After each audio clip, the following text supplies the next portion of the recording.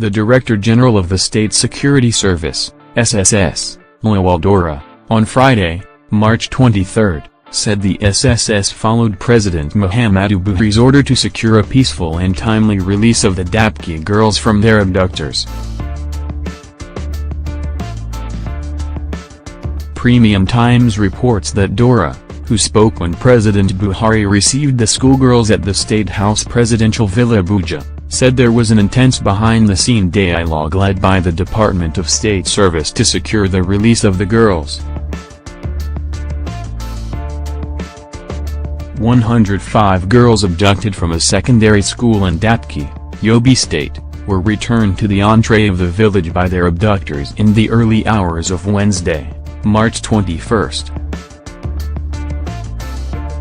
Daura, while speaking on the negotiation that led to the release, said the insurgents' only condition was their demands for cessation of hostilities and temporary ceasefire to enable them return the girls at the point they picked them.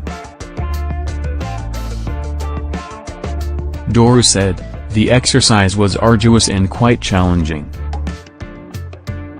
The sensitivity of the operation and some uncertainties surrounding it, particularly routes to be used, nature of transportation, realization and concern that the girls were not kept at one place, issues of encountering military checkpoints within the theater and indeed keeping the operation on strictly the principle of need to know made the whole exercise more complicated."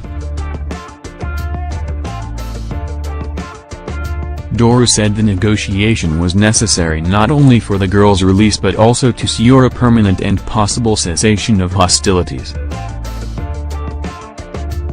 Other interests, he said, include discussing the fate of the arrested insurgents and innocent Nigerian citizens being held hostage and the possibility of granting amnesty to repentant insurgents. He said these factors presently seem problematic because the insurgents are factionalized while holding various spheres of influence in their guerrilla-controlled enclaves.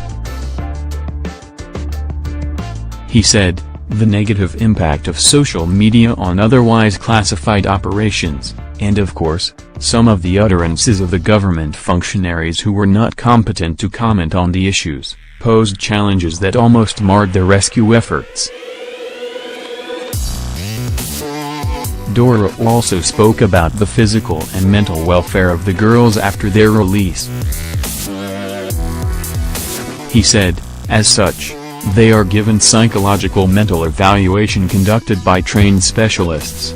About four were discovered to have broken limbs and were sent for X-ray. Almost all of them had one skin infection or the other having not taken bath for over a month. They have been medically examined, and those with ailments were treated. The measures are to ensure that they are in good health. Daura said, 6 more Dapchi girls are yet to be accounted for, and dialogue on these students is still ongoing.